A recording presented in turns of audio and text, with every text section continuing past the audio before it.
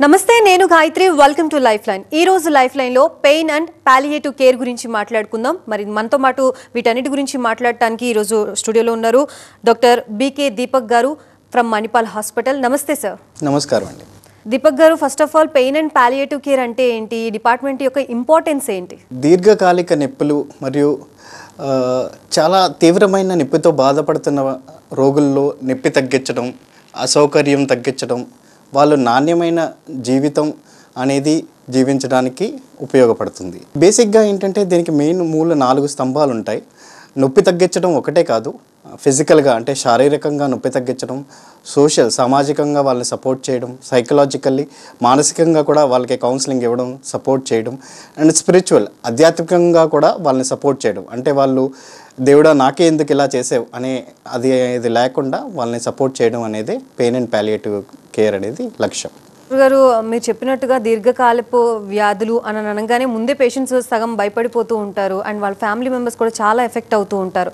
ఇటువంటి సిచ్యువేషన్స్లో సో ఎటువంటి భరోసా ఇస్తారు మీరు పేషెంట్స్కి త్రూ ఈ కేర్ ద్వారా అంటే దీర్ఘకాలిక నొప్పితో మనం ఏంటంటే బాధపడడం pain is inevitable but suffering is optional అంటే నొప్పి అనేది తప్పదు మనకి కానీ దాని బాధ ద్వారా మనం తప్పించుకోవచ్చు అది ఎలాగంటే మనం ఎంత త్వరగా దాన్ని గుర్తించి తగిన డాక్టర్ దగ్గరికి లైక్ పెయిన్ అండ్ మీకు బాగా నొప్పిగా ఉంటే pain and palliative care doctor దగ్గరికి వెళ్తే వాళ్ళు మనం ఎక్కడ నొప్పి వస్తుందనేది దాన్ని గుర్తించి దానికి తగిన రకరకాల ఇంటర్వెన్షన్స్ ఉన్నాయి నొప్పికి మందులు ఒకటే కాదు రకరకాల ఇంటర్వెన్షన్స్ ద్వారా మీకు ఆ నొప్పి అనేది దీర్ఘకాలిక నొప్పిని తగ్గించవచ్చు అలా బాధపడే కంటే మనం అది ముందే చూపించుకుంటే ఎంత త్వరగా వస్తే దాన్ని అంత త్వరగా మనం నయం చేసే అవకాశం ఉంటుంది అండ్ దీపక్ గారు ప్రీవియస్గా మనం అసలు ఈ పాలియేటివ్ కేర్ అనే ఒక డిపార్ట్మెంట్ గురించే వినలేదు అండ్ నవే డేస్ దీని గురించి ఎక్కువగా వింటున్నాము అండ్ ఈ విభాగం తీసుకురావడానికి గల రీజన్ ఏంటి దీనికి రీజన్ ఏంటంటే ఇప్పుడు వెళ్ళే కొలది ఏంటంటే ఈ దీర్ఘకాలిక వ్యాధులు అనేవి పెరిగిపోతున్నాయి క్యాన్సర్ లాంటి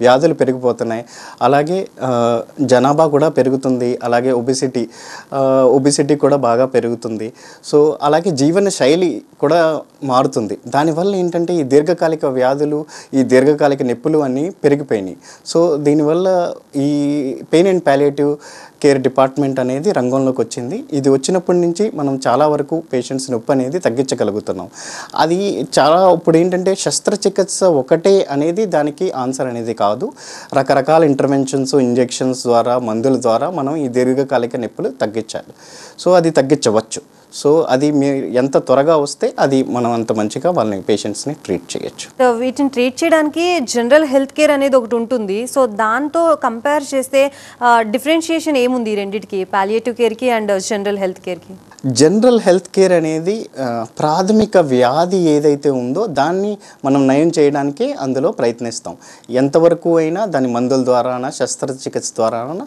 ఏదైతే ప్రాథమిక వ్యాధి ఉందో దాన్నే నయం చేయడానికి ట్రై చేస్తాం అదే పాలియేటివ్ కేర్ ఏంటంటే మనం ఎక్కడైతే ఈ ప్రాథమిక వ్యాధి అనేది నయం అవ్వదని తెలుస్తుందో అక్కడి నుంచి పాలియేటివ్ కేర్ స్టార్ట్ అవుతుంది అక్కడ మేమేంటంటే రోగులకి నాణ్యమైన జీవితం సుఖంగా వాళ్ళ ఏ ఇబ్బంది లేకుండా జీవించడం వాళ్ళకి ఎక్కువ నొప్పి లేకుండా చూడడం అనేది ఈ పాలియేటివ్ కేర్ ఉద్దేశం అండ్ డాక్టర్ గారు ఈ పాలియేటివ్ కేర్ డిపార్ట్మెంట్ అసలు ఏ శరీర భాగం మీద ఎక్కువగా ట్రీట్మెంట్ చేస్తూ ఉంటారు మీ దగ్గరకు వచ్చే పేషెంట్స్ మనం నార్మల్గా శరీరంలో ఏ భాగం నొప్పినన్నా మనం ఈ దీర్ఘకాలిక నొప్పుల్లో ట్రీట్ చేయొచ్చు కానీ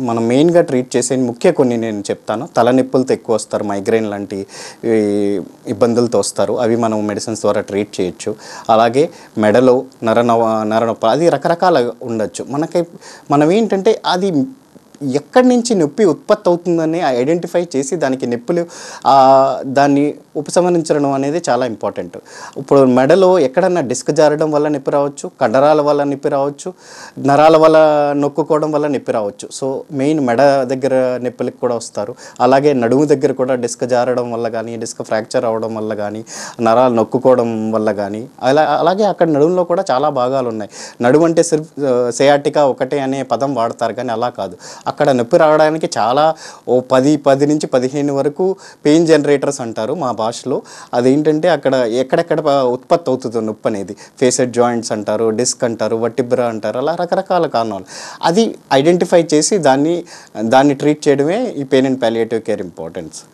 అలాగే మోకాలు నొప్పులు మెయిన్గా ఇప్పుడు చేస్తున్నాం. మ్యాక్సిమం 50-60 సంవత్సరాలు అవుతంగానే ఆపరేషన్లు చేయించేసుకుంటున్నారు. మోకాలు నొప్పులు అనేవి కామన్ అయిపోయినాయి అండ్ రీప్లేస్మెంట్స్ కూడా కామన్ అయిపోయినాయి. సో మనం ఆ స్టేజ్ వరకు స్టేజ్ 4కి వెళ్ళిన తర్వాత ఎలాగో ఆపరేషన్ చేయించుకోవాలి. కానీ అప్పటి వరకు ఆ నొప్పిని భరించడం ఎందుకు? అప్పటి వరకు మనం ఇంజెక్షన్స్ ద్వారా రేడియో ఫ్రీక్వెన్సీ అబ్లేషన్, కొత్త కొత్త పరికరాలు, కొత్త పద్ధతులు వచ్చినాయి. కూల్డ్ రేడియో ఫ్రీక్వెన్సీ అబ్లేషన్ ఉంది, క్రయో ఫ్రీక్వెన్సీ అబ్లేషన్ అని ఉంది. దాని ద్వారా మోకాలికి వచ్చే నరానికి కొద్దిగా హీట్ లీజన్స్ ఇచ్చి నొప్పి తగ్గించవచ్చు. అలాగే పిఆర్పి ఇంజెక్షన్స్, స్టెరాయిడ్ ఇంజెక్షన్స్ ద్వారా కూడా ఆ మోకాలు నొప్పులు తగ్గించవచ్చు. అలాగే కింద అరిపాదాల్లో ప్లాంటార్ ఫేషియాటిస్ కూడా మనం పిఆర్పి ఇంజెక్షన్స్ ద్వారా తగ్గించవచ్చు. అలాగే స్పోర్ట్స్ ఇంజరీ పేషెంట్స్ కూడా మనం దీంతో నయం చేయొచ్చు.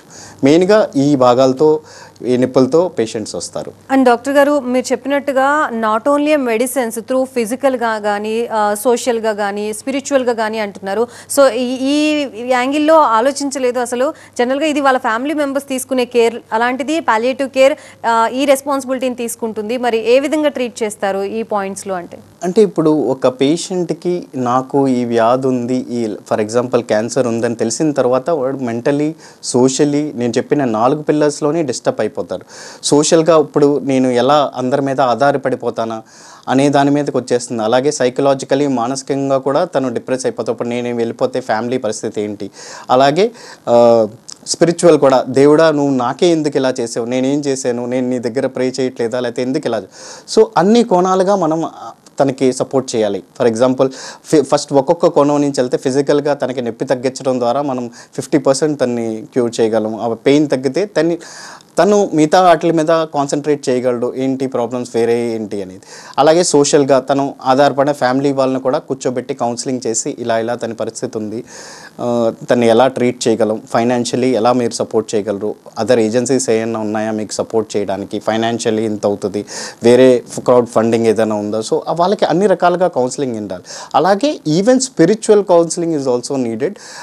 ఆధ్యాత్మిక గురువుల ద్వారా వాళ్ళ ఏ రిలీజన్ అయితే ఆ రిలీజన్ వాళ్ళని కల్పించి వాళ్ళతో మాట్లాడడం, వాళ్ళకి చెప్పడం, సో దిస్ ఈజ్ ఇన్ఎవిటబుల్ అని చెప్పించడం. సో అన్ని రకాలుగా వాళ్ళకి సపోర్ట్ చేయడం, దిస్ ఈజ్ నార్మల్, మీరు అలా ఫీల్ అవ్వకూడదు, ఏమీ ఇబ్బంది లేదు, you have to carry on, మీ లైఫ్ని అలాగే క్యారీ ఆన్ చేయాలి. సో అలా అన్ని రకాలుగా, అన్ని విధాలుగా ఈ 4 సెక్టర్లోని మనం సపోర్ట్ చేయాలి రోగిని. అప్పుడే వాళ్ళు పూర్తిగా కోలుకోగలరు. రైట్ డాక్టర్ గారు, మీరు చెప్పిన దాన్ని బట్టి వింటుంటే palliative care is like a good friend. So ఏదున్నా సరే ఒక పేషెంట్ ఎక్స్ప్రెస్ చేసుకుంటే దానికి సంబంధించిన రిలేటెడ్ క్యూర్ అయ్యే విధానాన్ని మీరు ముందుకు తీసుకొస్తున్నారు వాళ్ళ దగ్గరికి, రైట్? అండ్ ఈ హాసిప్ కేర్ అంటే ఏంటి అసలు? ఈ పాలియేటివ్ కేర్కి హాసిప్ కేర్కి డిఫరెన్స్ ఏంటి? హాసిప్ కేర్ అంటే మనం ఇంటి ఎన్వైర్న్మెంట్లో వెళ్ళి ట్రీట్మెంట్ ఇవ్వడం అనేది హాసిప్ కేర్.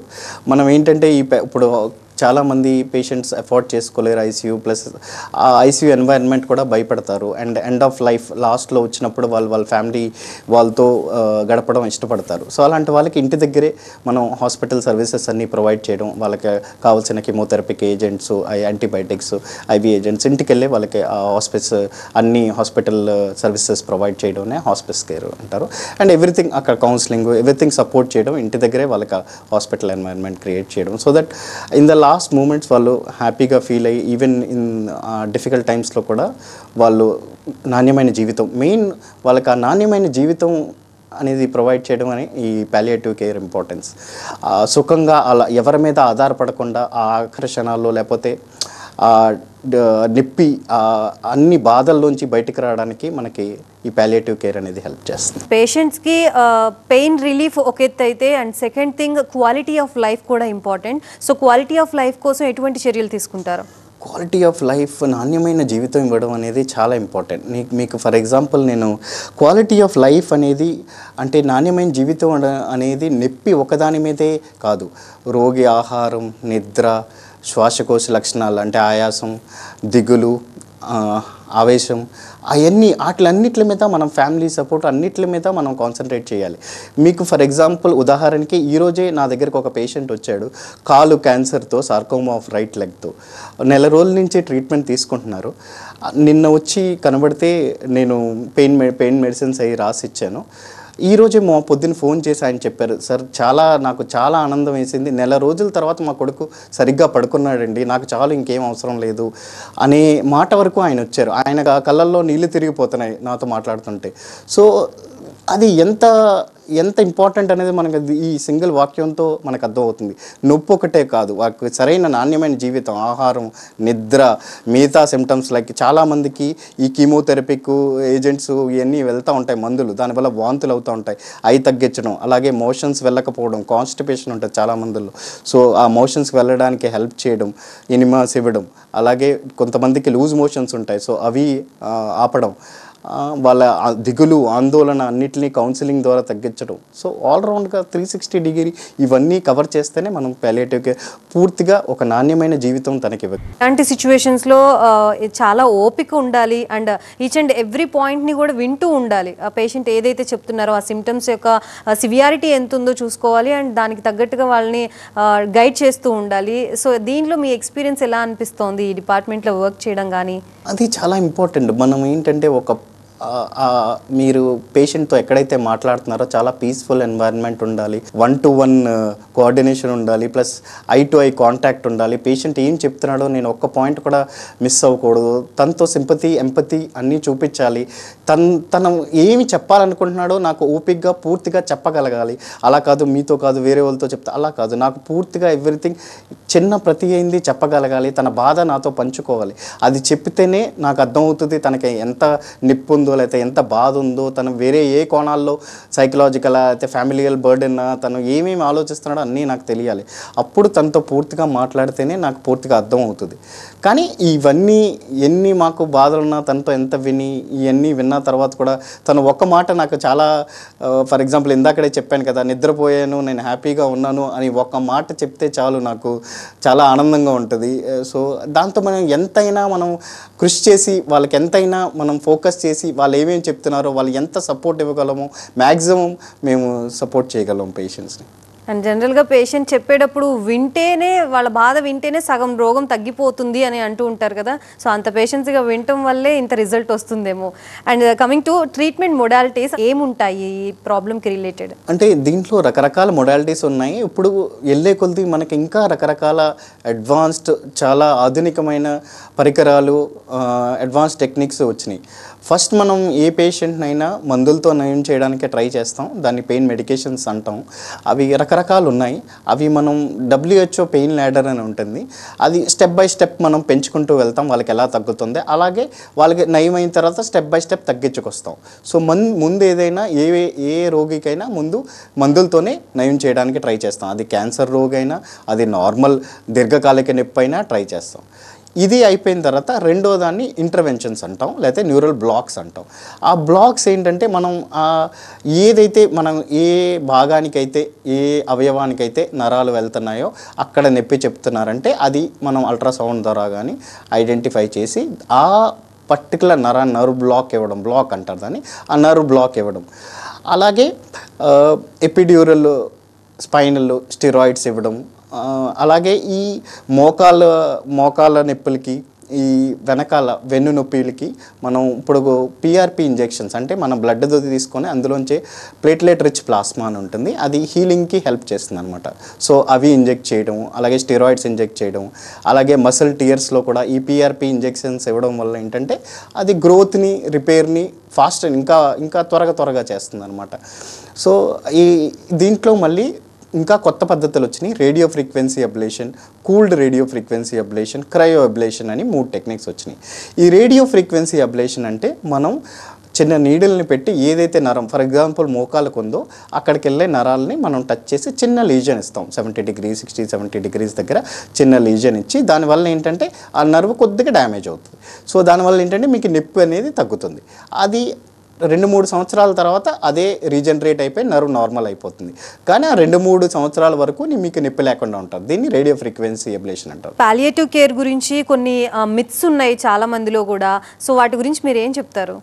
ప్యాలిటివ్ కేర్ గురించి చాలా మిత్స్ అంటే అపోహలు అని చాలా ఉన్నాయి. ఒకటి ఏంటంటే అది ఓన్లీ క్యాన్సర్ పేషెంట్స్ కానీ, అది అబ్సల్యూట్లీ రాంగ్. అది ఎవరికన్నా ఇవ్వచ్చు. ప్యాలియేటివ్ కేర్ అనేది మనం మీకు చెప్పినట్టు అన్ని రకాలుగా మనం సపోర్ట్ ఇవ్వడం, వాళ్ళకి నొప్పి తగ్గించడం, వాళ్ళకి సోషల్ సైకలాజీ అన్ని సపోర్ట్. అది ఏ దీర్ఘకాలిక వ్యాధుల్లోనే మనం ఇవ్వచ్చు. ఓన్లీ క్యాన్సర్ వ్యాధులకి పరిమితం అనేది బిల్కుల్ అపోహ, దానిలో ఏమీ సత్యం లేదు. రెండోది ఏంటంటే దానికి ఈ ప్యాలియేటివ్ కేర్ మెడిసిన్స్కి ఓపియాయిడ్స్ అవి వాడతాం, అలవాటు అయిపోతారు అనే అపోహ ఉంది. అలవాటు అవుతారు, దానిలో ఇది లేదు. కానీ మీరు కరెక్ట్ గైడెన్స్, కరెక్ట్ డాక్టర్తో కరెక్ట్ డోసేజ్ తీసుకుంటే ఏమీ అలవాట్లు ఏమీ అవ్వదు. సో అడిక్షన్ అనేది ఏమీ అవ్వదు మీరు కరెక్ట్ డోసేజ్లో కరెక్ట్ డాక్టర్ చెప్పిన విధానంగా తీసుకుంటే. అండ్ ఇంకోటి ఏంటంటే ఇది ఓన్లీ ఆఖరి ఇంక ఎండ్ ఆఫ్ లైఫ్ కేర్కి మాత్రమే పరిమితం. అంటే ఇంకా ఆశ లేదు పేషెంట్కి అనే టైంలోనే మనం వాడతాం, అలా ఏం లేదు. మనం ఏ టైంలోనా ఎవరికన్నా ప్యాలియేటివ్ కేర్ ఇవ్వచ్చు. ఇదేంటంటే మనం సపోర్ట్ పేషెంట్కి అన్ని రకాలుగా వాళ్ళ జీవిత నాణ్యం, వాళ్ళు పేషెంట్ సుఖంగా ఉండడం అనేది మోర్ ఇంపార్టెంట్. అంతేగాని ఇది ఇంకా పేషెంట్ ఇంకా ఆఖరి స్టేజ్లో ఉన్నారు కాబట్టి మనం ఇస్తున్నాం అనేది అపోహ, అలాంటిది ఏం కాదు. ఇది ఏ స్టేజ్లో ఉన్నా పేషెంట్ని సపోర్ట్ చేయడం, వాళ్ళకి అన్ని రకాలుగా అన్ని విధాలుగా నొప్పి అనేది తగ్గించడం. ఇన్స్టెంట్ పెయిన్ రిలీఫ్ అయితే వస్తుంది. ఇది కంటిన్యూగా మెడిసిన్ అంటే పెయిన్ కిల్లర్స్ ఇంజెక్షన్స్ కానీ అవి యూస్ చేస్తూనే ఉండాలా? యూస్ చేయకపోతే మళ్ళీ రిపీట్ అయ్యే ఛాన్సెస్ ఉంటాయా? అంటే ఇప్పుడు రెండు రకాల నొప్పులు ఉంటాయి మేడం. ఒకటి సాధారణ నొప్పి, మీరు చెప్పిన సాధారణ నొప్పి, ఒకటి దీర్ఘకాలిక నొప్పి. సాధారణ నొప్పి అనేది ఏంటంటే మీకు దానికి కారణం తెలుస్తుంది. ఇది ఇప్పుడు దెబ్బ తగిలింది నాకు, మీకు దెబ్బ కనబడుతుంది, దానికి మీరు మందులు వాడితే తగ్గిపోతుంది.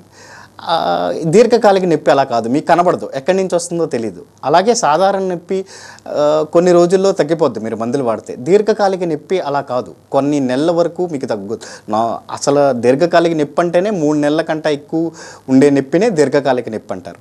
సో ఇంకోటి ఏంటంటే సాధారణ నొప్పికి మీరు మందులు వాడితే ఇన్స్టెంట్ పెయిన్ రిలీఫ్ మీరు వాడారు కదా పదం, సో అది ఇమీడియట్గా ఉంటుంది సాధారణ నొప్పికి. దీర్ఘకాలిక నొప్పికి మనము అలా ఇన్స్టెంట్ పెయిన్ రిలీఫ్ లేకపోతే ఒక మందు వాడితే ఇమీడియట్గా తగ్గిపోద్ది అలా అనేది ఉండదు. ఎందుకంటే ఆ రోగులకే తెలుసు, వాళ్ళు ఎన్నో వాడి ఎన్నో చేసి కూడా వాళ్ళకి అది తగ్గదు, అందుకే అది దీర్ఘకాలిక నొప్పి. సో దానికే మనం రకరకాలుగా వాడి అన్ని ఇన్స్ట్రుమెంట్స్ ఇంటర్వెన్షన్స్ వాడి దాని పెయిన్స్ మెడికేషన్స్ వాడి తగ్గించడమే. ఫైనల్గా పాలియేటివ్ కేర్కి ఏ రిలేటెడ్ పెయిన్స్ కోసం అంటే పెయిన్ రిలీఫ్ కోసం ఎక్కువ మంది పేషెంట్స్ వస్తూ ఉంటారు? క్యాన్సర్ పెయిన్స్కి వస్తారు. అదే end organ failures like kidney failure, మిగతా ఆర్గన్ ఫెయిలియర్స్లో డిపెండెంట్ పేషెంట్స్ వస్తారు. అలాగే ఆస్టియోఆర్థరైటిస్ అంటే మోకాలు నొప్పులు బాగా సివియర్ రుమటాయిడ్ ఆర్థరైటిస్ పేషెంట్స్ వస్తారు. అలాగే సర్జరీ అయిపోయిన పేషెంట్స్, పోస్ట్ సర్జికల్ పేషెంట్స్ కూడా చాలా నొప్పితో వస్తారు. కీమోథెరపీ, రేడియోథెరపీ మీద ఉన్న పేషెంట్స్ కూడా వస్తారు. సో ఇలా రకరకాల పేషెంట్స్ అనేది వస్తారు. వన్స్ పెయిన్ రిలీఫ్ అయిపోయిన తర్వాత అండ్ మెడికేషన్లో ఉండగా వాళ్ళు ఎక్సర్సైజెస్ కానీ లేకపోతే యోగా కానీ ఇటువంటి చేసుకునే స్కోప్ ఉంటుందా? ఉంటుంది, చెయ్యాలి కూడా. మేము అన్ని రకాలుగా వాళ్ళకి, నేను ముందే మీకు చెప్పాను, వాళ్ళకి అన్ని రకాలుగా మనం ఫిజికల్, సైకలాజికల్, సోషల్, స్పిరిచువల్ అన్ని రకాలుగా అన్ని ఆస్పెక్ట్స్లోని వాళ్ళని కవర్ చేయాలి.